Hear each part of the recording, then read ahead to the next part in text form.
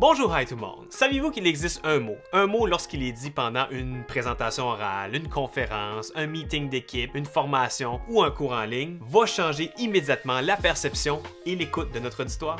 Bonne nouvelle, en tant que présentateur, si on prend conscience de ce mot-là, on est en mesure de l'enlever de notre vocabulaire. La vérité, c'est que j'ai souvent eu l'habitude de dire ce mot-là pendant mes présentations et lorsque j'ai reçu le feedback d'arrêter de le dire, je me suis rendu compte que mes présentations ont considérablement augmenté en qualité et en plus, je me sentais beaucoup plus confortable à affronter toute éventualité.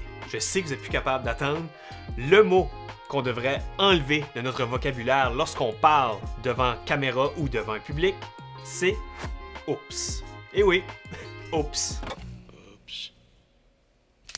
C'est surtout ce qui va avec le mot oups, parce qu'habituellement on va dire le mot oups lorsque quelque chose qui se déroule pas comme qu'on avait prévu. Et si vous avez déjà donné une présentation dans votre vie, vous savez pertinemment à quel point les problèmes techniques il va en avoir. Donc c'est toujours mieux de prévenir l'inévitable, d'une certaine façon.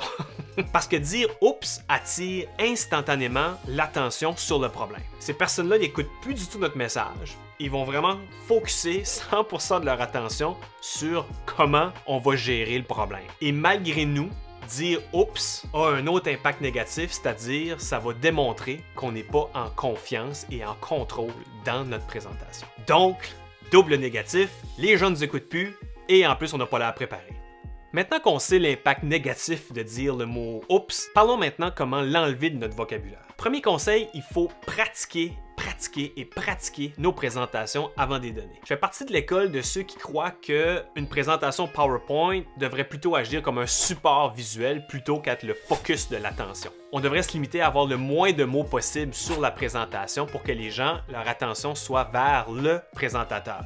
Donc, si jamais, pour une raison quelconque, le support visuel ne fonctionne pas, bien, si on a pratiqué et en plus on utilise une présentation comme support visuel, bien, au moins on est déjà prêt à affronter des petits problèmes techniques comme ça. En plus de pratiquer nos présentations, c'est primordial de focuser aussi sur le message qu'on aimerait que les spectateurs ou notre auditoire retiennent. Quand on sait c'est quoi le message clé, bien, s'il y a peu importe le pépin technique, on va toujours revenir à est-ce que mon objectif d'apprentissage est atteint? Et lorsqu'on est en mesure de répondre à cette question-là, sans nécessiter un support visuel, bien là, on est dans une excellente situation pour retirer le mot « oups » de notre vocabulaire. Le deuxième conseil qui m'a aidé énormément dans mes présentations, c'est d'être confortable avec les silences. Pas vraiment facile pour moi. Moi, je suis le genre de gars qui, je vais rentrer dans un ascenseur, puis il y a quelqu'un que je connais pas, 3 secondes vont passer, qui vont me paraître une éternité dans le silence,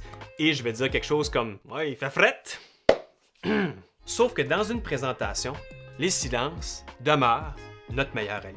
Et je dis bien un silence ici. Je suis pas en train de dire vraiment arrêtez de parler. Donc par exemple, mise en situation, je suis en train de donner une présentation devant un groupe et j'appuie pour changer la diapo et je me rends compte que mon clavier fonctionne pas. Premier réflexe, ça pourrait être voyons, ce sera pas long là.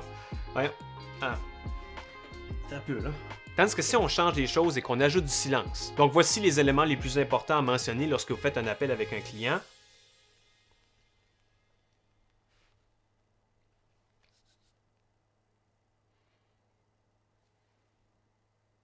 En premier lieu, ce qui demeure le plus important, c'est d'établir une connexion avec votre client. Voyez-vous comment ce silence-là paraît vraiment long? Mais l'avantage, c'est que pendant ce temps-là, je peux être en train de regarder, reconnecter mon clavier par exemple, et les gens qui me regardent puis qui me jugent, si j'ai l'air à réfléchir comme ça, puis quand je relève la tête, je commence à parler, bien, le silence va être attribué à moi qui est en train de formuler ce que je vais dire pour continuer la présentation. Et tout ça projette l'image que je suis stable et confiant en tant que formateur. Troisième conseil, c'est d'utiliser la technique LL ou la technique Luc Langevin.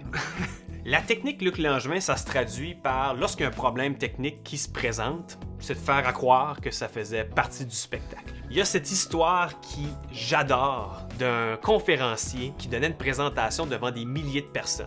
Et en plein cœur de sa présentation, la petite lumière du projecteur complètement brûlée.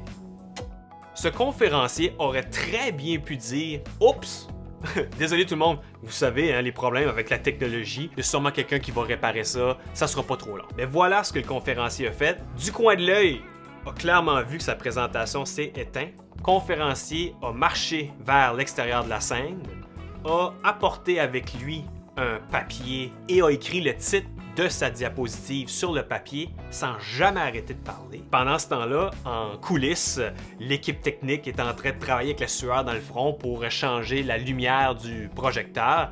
Et lorsque tout a été changé, les techniciens ont rallumé le projecteur.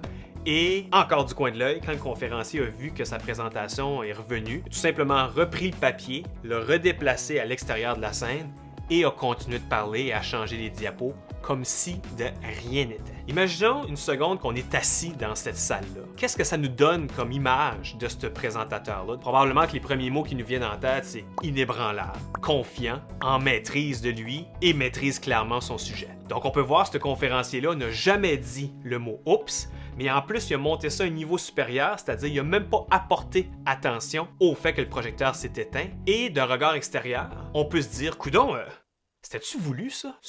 Ça demeure mon plus gros objectif en tant qu'orateur professionnel, c'est que le moindre petit pépin technique qui se présente, que je réussisse à croire que c'était voulu. Comment on peut y arriver?